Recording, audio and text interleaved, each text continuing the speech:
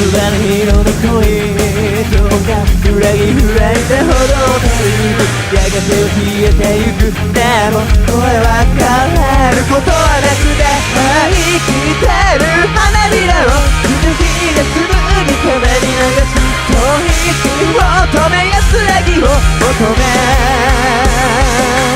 あなたに薄紅色に染まる目尻に見つめられ、心が癒える美しい君に吸い込まれる。辛い時もどんな時も君がそばにいたから今を生きてゆきたい。辛い時もどんな時も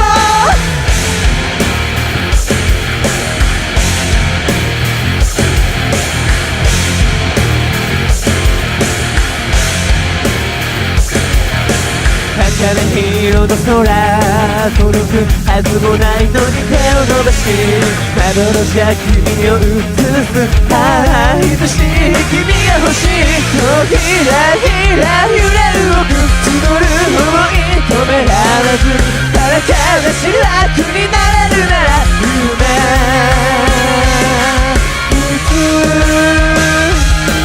花に包なら消えゆく影の手を握る花さるようなだろう溢れ出してやまる。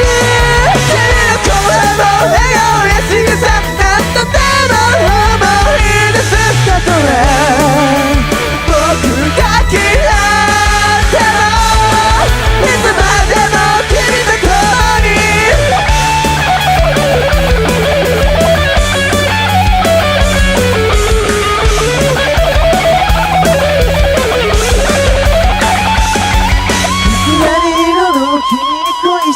何度目の季節だろう。また暖かい春の季節に会いに来るよ。